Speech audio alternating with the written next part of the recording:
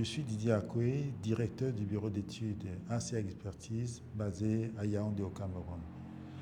AC Expertise est un bureau qui exerce depuis déjà 17 ans et dans différentes missions d'assistance technique.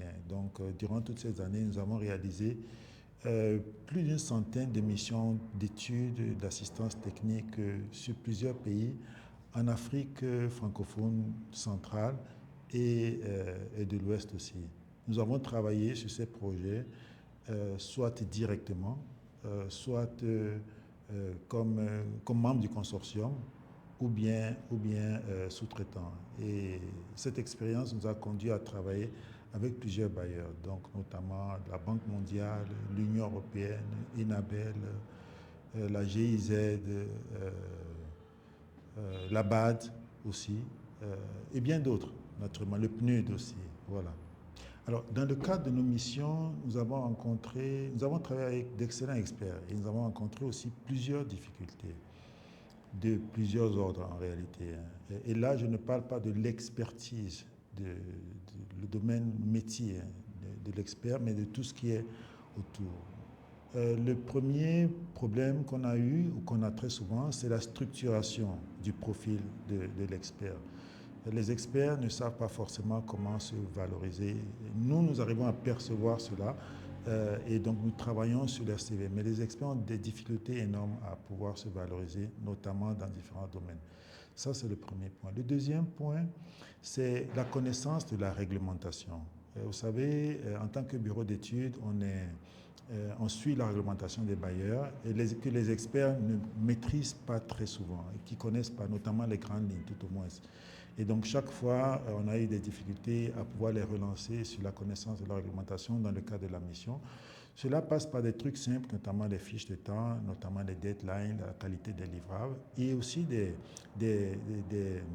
des points un peu plus spécifiques en termes de relation avec le maître d'ouvrage, notamment sur les questions de suivi et tout le reste. Donc, on a eu ce type de difficultés. Ensuite, on a d'autres difficultés liées à l'exécution même de la mission. À l'exécution de la mission sur le plan notamment administratif, mais aussi technique. Parce que lorsqu'un expert n'est pas habitué, qu'il est chef de mission, il a un certain nombre de responsabilités auxquelles il doit faire face. C'est différent lorsqu'il est membre d'une équipe. Donc la conduite technique de la mission, notamment aussi bien les soft skills que les hard skills, ça a souvent été sujet à recadrage. Et enfin, de plus en plus, on parle des questions d'intelligence artificielle. Et là, nous devons aussi faire très attention parce que certains experts ne l'utilisent pas du tout et il y a d'autres qui ne font que de l'utiliser. Donc, ce sont des points rapidement qui me viennent à l'esprit les points pour lesquels nous avons eu souvent des difficultés avec nos consultants. Dans le cadre de nos relations, comme je disais, on a travaillé sur plusieurs missions en tant que membre du consortium ou sous-traitant. Nous avons aussi rencontré un certain nombre de difficultés avec les bureaux d'études. D'une part, au début, il y a la question de la réglementation qui revient et il y a certains bureaux qui ne maîtrisent pas et pour lesquels il faut rapidement leur mettre le pied à l'étrier et leur indiquer comment cela se fait.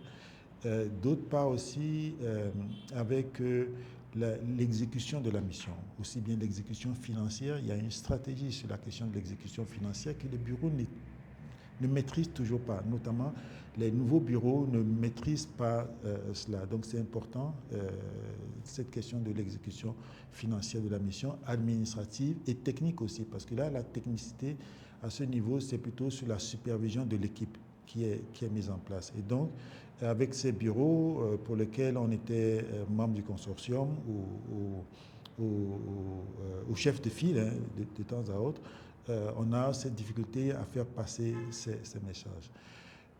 Les questions d'éthique et de déontologie aussi dans notre environnement, comment travailler dans notre environnement qu'on connaît sur ces questions, ça a fait l'objet de beaucoup d'échanges avec certains bureaux.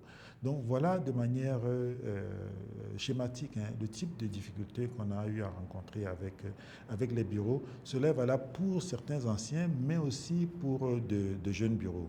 Voilà.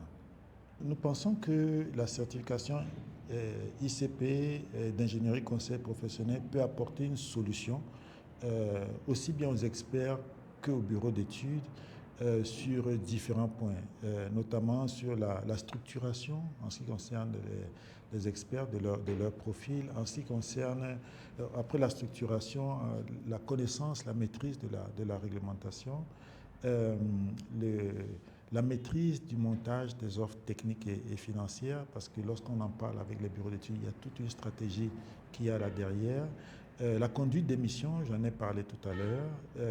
Et le point aussi sur les questions de contentieux. Ah, j'avais oublié cela tout à l'heure, parce que les contentieux, on a eu des contentieux avec des chefs de file, avec des maîtres d'ouvrage. Il faut maîtriser cela. Et je pense que c'est un point important qui est prévu dans le cadre de cette certification. Les questions d'intelligence artificielle et d'ontologie. Nous, au niveau de notre bureau ACA, nous serons plus à l'aise à travailler avec des experts qui ont cette certification. Pour nous, ça sera une garantie de la qualité du travail et de la relation aussi que nous pourrons avoir avec eux. Et naturellement aussi, si des collaborateurs de certains bureaux ont cette certification, l'échange avec nous, mais pas forcément avec nous, hein, mais dans le monde du bureau d'études sera beaucoup plus facile. Donc nous sommes disposés à travailler, à mettre sur nos missions des experts qui auront cette certification.